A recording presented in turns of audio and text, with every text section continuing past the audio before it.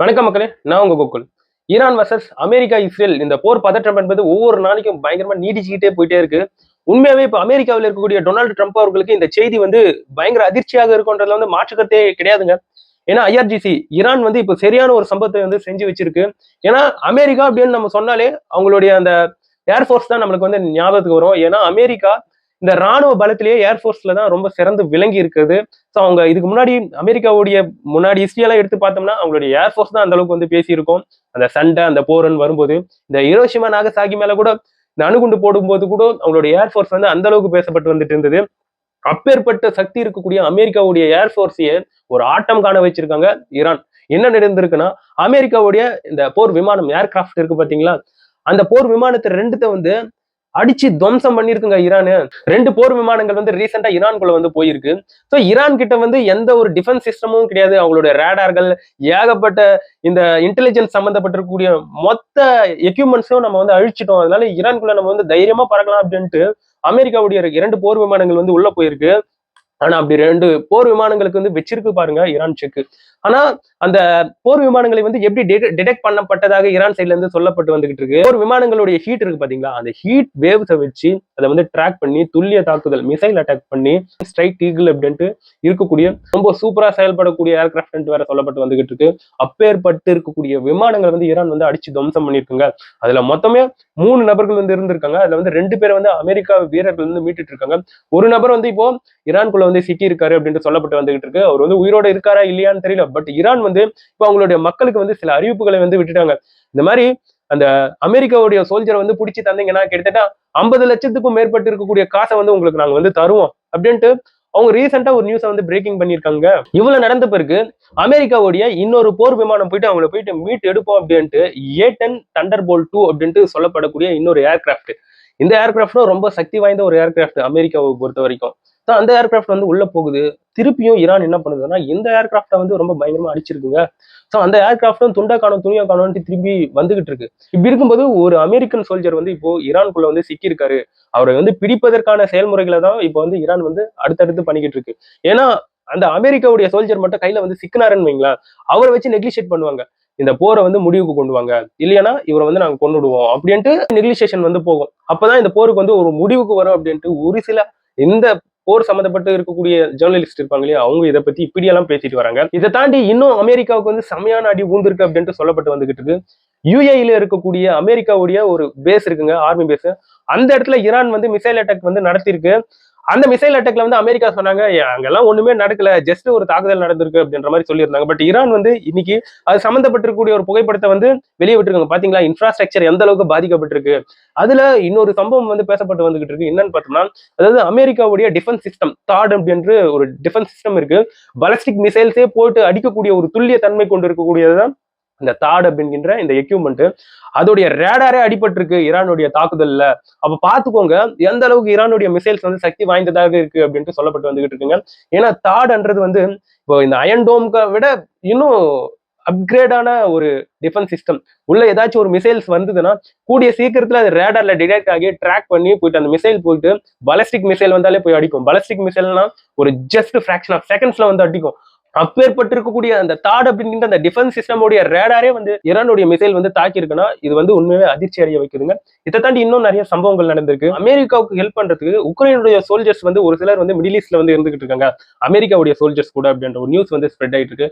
நம்ம இதுக்கு முன்னாடியே வந்து கேள்விப்பட்டிருப்போம், இந்த ரஷ்யா உக்ரைன் வார்ல வந்து நிறைய ஜாகித் ட்ரோன்ஸை வந்து ரஷ்யாவுக்கு தந்தது வந்து ஈரான் தான். அதனால ஈரானை வந்து பழி வாங்குவதற்கு இப்போ ஜெலன்ஸ்கி அவர்கள் அவங்களுடைய வீரர்களை ஒரு சிலரை வந்து அமெரிக்காவுடைய ராணுவத்துக்கு வந்து தந்திருக்காரு அப்படின்ட்டு ஒரு நியூஸ் வந்து பிரேக்கிங் ஆயிட்டு இருக்கு.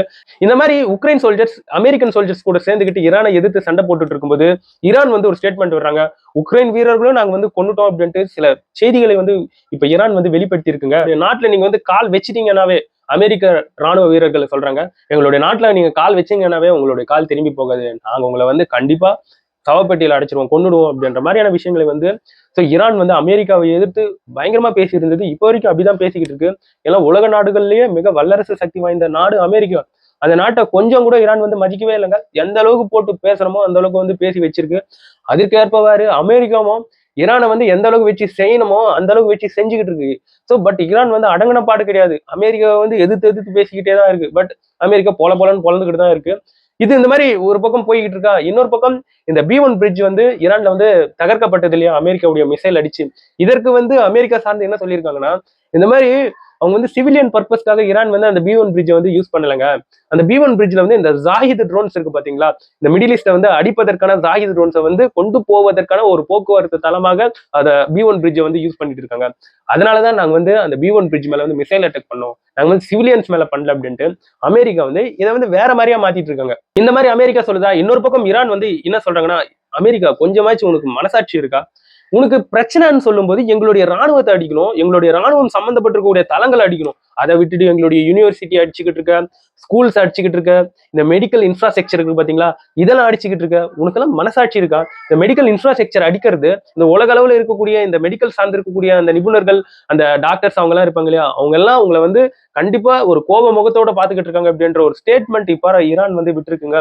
அதை தாண்டி இன்னும் சில நியூஸ் என்னன்னா, ஈரான்ல ஒரு இடத்துல வந்து ஒரு பவர் பிளான்ட் இருக்குங்க, எலக்ட்ரிக் சம்பந்தப்பட்டிருக்கூடிய ஒரு பவர் பிளான்ட். அங்க வந்து தாக்குதலை வந்து முன்னெடுத்திருக்கு அமெரிக்கா. அங்க என்ன இப்ப பிரச்சனைன்னு பார்த்தோம்னா, அந்த இடத்துல வந்து இந்த அணுக்கதிர்வீச்சு கசிவதற்கான அபாயம் இருக்கு அப்படின்ட்டு சொல்லப்பட்டு வந்துகிட்டு இருக்கு. இதுக்கு ஈரான் சைட்ல இருந்து என்ன சொல்றாங்கன்னா, ஓகே எங்களுடைய புஷர் பிளான்ட்டை வந்து நீங்க வந்து தாக்கிட்டீங்க, அதுல இருந்து வரக்கூடிய அணுக்கதிர்வீச்சு வந்து யாரை தெரியுமா ராசா அதிகமா பாதிக்கும்? இந்த மிடில் ஈஸ்ட் நாடுகளை தான் பாதிக்கும். அந்த புஷர் பவர் பிளான்ட் அமைஞ்சிருக்கிறதே மிடில் ஈஸ்ட் பக்கத்துல இருக்கக்கூடிய ஒரு இடத்துல, ஈரான்ல இருக்கக்கூடிய ஒரு இடம். அந்த ஈரான் பக்கத்துல இருக்கக்கூடிய இடம் எல்லாம் என்னன்னு பார்த்தோம்னா மிடில் ஈஸ்ட் நாடுகள். அப்போ இந்த அணுக்கசிவெல்லாம் போயிட்டு மிடில் ஈஸ்ட் நாடுகளை தான் ராசா பாதிக்கும் அப்படின்ட்டு அவங்க ஒரு ஸ்டேட்மெண்ட் வந்து விட்டுருக்காங்க ஈரான். இப்போ இதுல IAEA சம்பந்தப்பட்டு, அதாவது இன்டர்நேஷனல் அட்டாமிக் ஏஜென்சி இதுல சம்பந்தப்பட்டு, ஏன்பா இந்த மாதிரிலாம் பவர் பிளான்ட் மேலாம் அடிக்காதீங்க அப்படின்ட்டு அவங்க சொல்லியிருக்காங்க, இந்த மாதிரிலாம் பண்ணாதீங்க அப்படின்னு. இதை தாண்டி இந்த டொனால்டு ட்ரம்ப் அவர்கள் வந்து இந்த போரை வந்து சுமூகமாக முடிக்கிறதே இல்லைங்க. ஏன்னா இதுக்கு முன்னாடியே சொல்லியிருந்தார், போர் என்ன ஒரு 3 நாள் போக போகுது அப்படின்னு சொல்லியிருந்தாரு. ஆனா அவரே இப்ப சொல்லிட்டாரு, ஒரு 3 வாரம் அல்லது 2 வாரத்துக்கு இந்த போர் வந்து போகும் அப்படின்னு சொல்லிட்டாரு. அதுவும் இல்லாம பட்ஜெட் தாக்கல் பண்ணுவாங்க இல்லையா அமெரிக்காவில், அந்த மாதிரி பட்ஜெட் தாக்கல் பண்ணும்போது $1 ட்ரில்லியன் அமெரிக்கன் டாலர்ஸை வந்து இந்த ஈரான் போருக்காக அவர் வந்து ஒதுக்கி இருக்காரு அப்படின்ற ஒரு நியூஸ் வந்து ஸ்ப்ரெட் ஆயிட்டு இருக்குங்க. ஸோ இதை கேட்கும்போதே தலை சுத்துது. இப்பவே எங்களுக்கு வந்து LPG ஷார்டேஜ், இந்த சிலிண்டர் தட்டுப்பாடு ஏகப்பட்டது வந்து போயிட்டு இருக்கு. நீ இன்னும் $1 ட்ரில்லியன் அமெரிக்கன் டாலர்ஸை வந்து இந்த ஈரான் போருக்காகவே தனியா எடுத்து வச்சுட்ட. அப்போ போற போக போதே எங்களுக்கு வந்து எதுவுமே கிடைக்காம போயிடும். ஏன்னா மிடில் ஈஸ்ட்ல இருந்தா இந்த பெட்ரோலியம் டீசல் எல்லாம் வரணும். இந்த மாதிரி போர் பதற்றம் அதிகமாகும் போது ஈரான் வந்து என்ன பண்ணுவாங்கன்னா, ஸ்ட்ரைட் ஆஃப் ஹார்மஸை வந்து திறக்கவே மாட்டாங்க. அந்த இடத்துல வந்து பிரஷர் போட்டாதான் உலக நாடுகள் வந்து நம்மளுக்கு வந்து சப்போர்ட் பண்ணுவாங்க, குரல் கொடுப்பாங்க, அமெரிக்காவை எதிர்த்து பேசுவாங்க அப்படின்ட்டு ஸ்ட்ரைட் ஆஃப் ஹார்மஸை வந்து இன்னும் கடுமையாக அவங்க வந்து பாதுகாப்பாங்க. அந்த இடத்துல எந்த ஒரு கப்பலையுமே போக விட மாட்டாங்க. அப்படி ஒரு கதி தான் போய்கிட்டு இருக்கு அமெரிக்கா செய்யக்கூடிய செயல்களுக்கு. இதை தாண்டி ஒரு சில தரவுகள்லாம் என்ன சொல்லுதுன்னா, ஒரு 365 பேர் வந்து அமெரிக்கா சோல்ஜர்ஸ் வந்து காயம்பட்டு இருக்காங்க அப்படின்னு சொல்லப்பட்டு வந்துகிட்டு இருக்கு. ஈரான் சைட்ல இருந்து நிறைய இறப்புகள் இருக்கு. ஏன்னா அந்த அளவுக்கு ஈரான் வந்து அடி வாங்கிட்டு இருக்கு. நிறைய குழந்தைகள் வேற இறந்து போயிருக்காங்கன்றது உண்மையை மனசுக்கு ரொம்ப கஷ்டமா இருக்கு. போர் எப்பயுமே கேவலமானது, அது நல்லதே கிடையாது. ஏன்னா டொனால்டு ட்ரம்ப் அவர்கள் வந்து ஆட்சி அதிகாரத்துக்கு வரும்போது நிறைய போரை வந்து நான் நிறுத்திட்டேன், நிறைய பீஸை வந்து உருவாக்கிட்டு இருக்கேன் அந்த உலகத்துல அப்படின்ட்டு ஒரு நல்ல பேர் வாங்குற மாதிரி இருந்துச்சு. பட் எல்லாமே இப்போ வந்து தவிடி போடு ஆகி இப்போ எல்லாருமே வந்து திட்ட ஆரம்பிச்சிட்டாங்க டொனால்டு ட்ரம்ப் அவர்களை. ஏன்னா சீக்கிரமா நிறுத்துங்க, இந்த போரை வந்து நிறுத்துங்க, அவ்வளவு கண்டனங்கள் வந்து எழுந்துகிட்டு இருக்கு அப்படின்ட்டு அவங்களுடைய சொந்த நாட்டு மக்களே அங்க வந்து நோ கிங்ஸ் அப்படின்ற ஒரு ப்ரோட்டஸ்ட் வேற நடத்த ஆரம்பிச்சிட்டாங்க. இது வேற மாதிரி எக்ஸ்பிளேட் ஆயிட்டு போயிட்டே இருக்குங்க. எனிவேங்க, இந்த போர் சம்பந்தப்பட்டு இருக்கக்கூடிய என்னுடைய எக்ஸ்பிளனேஷன் எப்படி இருந்தது என்னோட கமெண்ட் செக்ஷன்ல பதிவு பண்ணுங்க. ஸோ உங்களுடைய கருத்துக்களை, முக்கியமா இந்த போர் சம்பந்தப்பட்டு இருக்கக்கூடிய கருத்துக்களை வந்து பதிவு பண்ணுங்க. அப்பதான் நிறைய பேர் வந்து இங்க இருக்கக்கூடிய சம மக்கள் மனநிலை என்னவா இருக்குன்றதை வந்து புரிஞ்சுப்பாங்க. அடுத்த ஒரு வீடியோல பார்க்கலாம். இது போன்ற நியூஸ் எல்லாம் தெரிஞ்சுக்கணும்னா கோகுல் டெக் சேனலை சப்ஸ்கிரைப் பண்ணிக்கோங்க.